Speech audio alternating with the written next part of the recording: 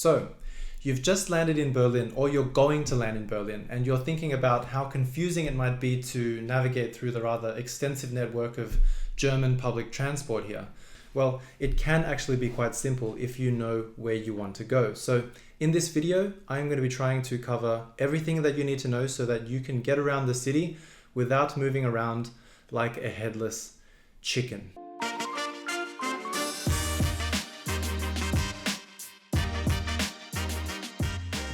So keep in mind that this is catered more towards the first time in Berlin tourists. So if you've already been here or even live here, then you'll probably know most of the things that I will be covering in this video. So let's get into it by covering the Berlin public transport zones. In Berlin, there are 3 transport zone areas, A, B, and C, with A being the centermost part of the city. Berlin is a fairly big city, and most of its liveliness and attractions are within the AB zone anyway. I'll talk more about this later on, but you can find Berlin's public transport zone map in the description box down below. So this leads me up to the next point, which is what kind of ticket do I actually need to buy?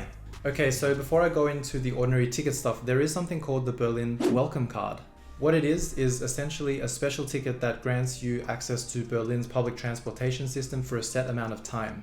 With that, you get pretty nice additional discounts on a range of Berlin's tourist attractions, for example, museums, bus tours, even restaurants, things like that. I'll leave a link to the Berlin WelcomeCard page below, as well as a link to their list of participating partners, but essentially what I'll say is it could be an affordable option for you if you plan on visiting Berlin's many touristic attractions in the first place. So what I mean by that is if you are planning to do many other things in Berlin that don't involve the participating partners, then it's probably not going to be worth it.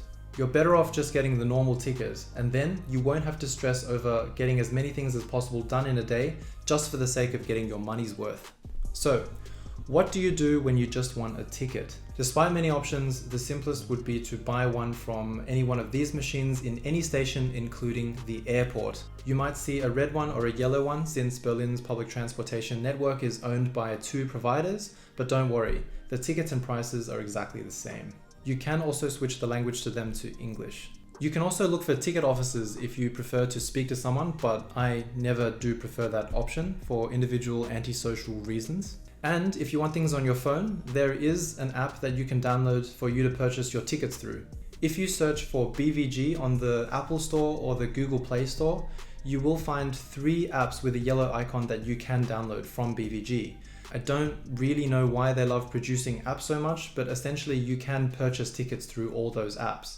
I personally find BVG Tickets to be the simplest for what a tourist needs, but Jelbi's okay too if you want a navigational aspect to your app. However, I find Google Maps or similar applications to do just fine in terms of navigating through Berlin, and most people are used to that sort of interface anyway. So generally, if you're planning to explore the main attractions and you don't plan to go to Potsdam, I recommend getting an AB ticket as opposed to an ABC ticket. Despite how tempting it might seem to have a worry-free experience when you purchase the ABC ticket, you'll probably end up saving a lot of money on something that you would otherwise not even use. But one thing to keep in mind is that if you do have a ticket for 2 zones and you want to visit the 3rd zone, you will need to buy what's called an extension ticket. This extension ticket basically gives you a one-off ride to the destination of your choice in the 3rd zone if you have a 2-zone ticket. Currently, the price of this ticket is €1.70 and will be valid for one direction.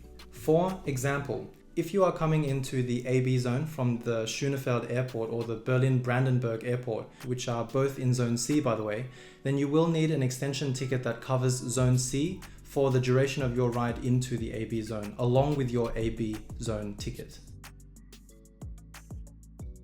If you are traveling with your family or a group, however, then I do suggest having a look at the BVG group ticketing options, which might work out better for you. I'll leave a link to the general ticket fares in the description box below so you can consider what's best for you.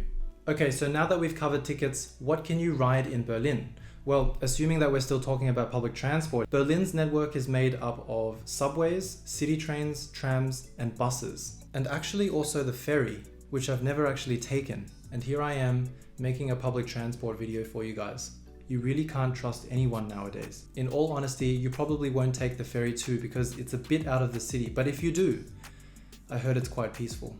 The underground train stations, or in German die U-Bahn, are marked amongst the city by a blue backgrounded U, like this. They come quite frequently, every 3 to 10 minutes or so, depending on the time of day, usually run underground, but sometimes run above ground. The city trains, or in German die S-Bahn, are marked amongst the city by a green backgrounded S, like this. They come quite frequently too, normally run above ground, but sometimes run below ground. How does that even make any sense, right? Weird. Directions to tram stations are marked by a red box that says tram in it, and directions to bus stations are marked by a purple circle that says bus in it. And generally, even Germany-wide, you'll know you're at a bus or tram station because it'll have a sign like this, which stands for Haltestelle, or stop. You also might see signs like this at some stops in Berlin. Those are also trams and buses, and you can take them too. There are also buses that begin with the letter N. Those are night buses, and they come approximately every 30 minutes after midnight.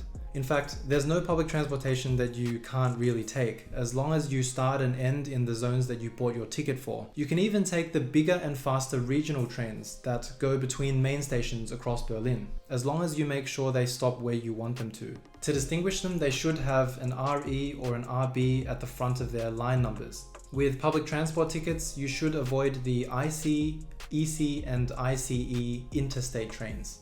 Good to knows. So there aren't any turnstiles or gates or anything like that for Berlin's public transport system. You simply walk in the door if you have a ticket. But if you walk in without a ticket, there is a chance you'll run into a sneaky squirrel on the inside and a very normal looking dude on the outside trying to catch Schwarzfahrer, or essentially people who ride trains without paying. If you do get caught by a conductor, I think it's around 60 euros that you'll need to pay for being a low-key cheapskate. Wichtig! You do need to validate your ticket to begin the time that you bought it for. Otherwise, when you walk in and your ticket's not validated, you'll also have to pay a fine if you get caught. You can do so in any one of these machines present in any station, as well as inside trams and buses. But make sure you do so before you get in a train, otherwise you'll be traveling with an invalid ticket.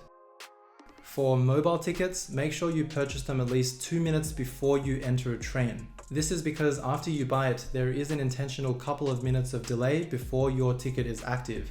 This is essentially to prevent people from buying their mobile tickets as soon as they see a conductor on board. If you take public transport in Berlin in general, you will need to know the name of the end station so you know what direction you're traveling to. For example, if you want to go from U-Bahn station Karl-Marx-Straße to U-Bahn station Mehringdamm, then you'll need to know if you're going in the right direction by identifying the end station. In Google Maps or similar navigational apps, you can identify the end station when you type in where you want to go. In actual stations, you can find signs like these on each platform to confirm which direction the train is heading and which stations it takes you to. The S-Bahn has 2 special lines that run around the border of the A zone. These trains don't have specified end stations that other transport lines do. The S41 runs in a clockwise direction, and the S42 runs in a counterclockwise direction around the ring. But all you need to do is find signs like these around the station to determine which direction the train will be going. Before walking in trams, trains, and buses, it is relatively customary to let the people out first. You can do so by standing to the side. The weekly ticket allows you to take an additional adult with you as well as 3 children after 8 p.m. on weekdays and all day on weekends. The same applies for the daily ticket, but you can't take an additional adult with you, only the little ones. For buses, most of the time you can walk in without showing your ticket, but you're actually supposed to show your ticket. You should walk via the front bus door when you're entering, unless you have a wheelchair or a pram or something big. No. When you want to get off, you do need to signal to the bus driver that you want to get off at the next station by pressing the nearest stop button inside the vehicle. If you want to get off and no one presses the button and there's also no one outside the next station, the bus will simply keep going, which is fine because walking is good for you anyway, unless you have something big. You can then get out of the bus from any door besides the front. For longer journeys specifically, if you have the option of choosing either the S-Bahn or the U-Bahn, I recommend choosing the S-Bahn as the stops are generally further apart and the trains generally go faster. The majority of tram lines in Berlin run within the borders of former East Berlin due to the differing traffic policies between East and West during a part of the last century. If you do get a double-decker bus, try to go on the top. I don't know if it's just me, but a lot of locals seem like they can't be bothered walking 7 or 8 steps to go to the top. But if you do, I promise you'll be greeted with sometimes not many people, but also the equivalent of a free hop-on, hop-off bus tour. Only that you won't get sunburned because you'll have a roof over your head. Last but not least, the most important thing for you when you come to Berlin is to have fun. There are so many things to do here, and you'll probably meet some pretty unique characters when you come to this city. It has such a multicultural atmosphere, and when I talk to some of my friends, Berlin's not even close to being on their bucket list. Why? Do it. Do it. Do it. So that's it, fellas. What do you think? If you have any questions or you think I've left something out, please use the comments area like you'd use your own bathroom. I'll try my best to answer everything, and feel free to check out these videos over here. Well, that's what I would say if I had more than one video. So likes are always appreciated for now. Thanks again everybody, and safe travels.